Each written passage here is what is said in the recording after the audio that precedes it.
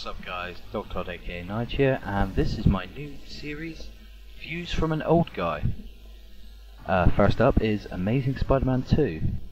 Now, I've played pretty much every Spider-Man game on every console that it's come out on, and I have to say that this is graphically the best, storyline leaning on to be one of the best ones we've had. Web slinging controls, one of the worst. It's left hand, right hand, sort of dual web slinging, very similar to Skyrim's combat system, and it just gets a bit awkward. But once you get used to it, it's not too bad actually. Lighting effects are quite good, the graphics are quite good, which is nice. It's a nice change of pace to actually have a Spider-Man game where the buildings look like buildings. The lighting is actually nice. It feels like you're swinging through New York when you are swinging. Combat has gotten a bit of a tweak. It's a lot more sharper, a lot more smoother. The way Spider-Man moves, you actually could see him moving like that. Especially just that bit there, especially when he drops down to a rappel. Back in the old games, I kind of remember it as he just sort of dropped, he stayed in that, legs bent, holding the web.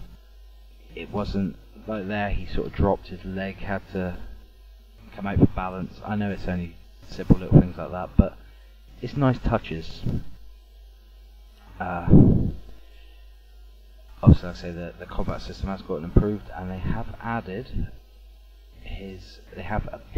I should say, his spider sense. It's got a bit closer to the Batman series detective mode, as you will see here. So it now almost gives you a visual map of the area to see where the enemies are, which way they're moving. It's ideal for stealth takedowns. I suppose, are more encouraged to be stealthy in this game. Even at the start of this fight scene, he says the only way I'll be able to do this is if I'm not seen. So it does encourage you to be stealthy. Although a few of the bad guys on here I did take out just one-on-one.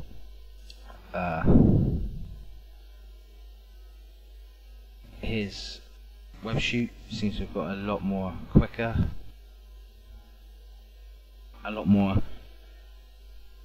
accurate as well. There's not so much that, oh god, I'm hitting the wrong thing, I didn't mean to do that, I meant to shoot there, not there, even though you're still pointing in almost the same direction. Web rush is still slightly dodgy. You tap you tap the web rush button, and it just sort of doesn't always go to where you want. Like there, I tapped it a few times. It just didn't want to go up there. I had to hold it down and focus on where I wanted to go. But overall, yeah, it's definitely an improvement. However, I'm not quite sure why they've taken so much from other games. They are Activision. They are a big game company. This series is sort of defined now as, you know, Activision are the Spider-Man sort of, they're the masters of the Spider-Man games. They don't need to be trying to take so much off of other series. I think the dual web slinging you could sort of attribute to Skyrim with their dual combat. The over-the-top stealth is attributed to the Batman series.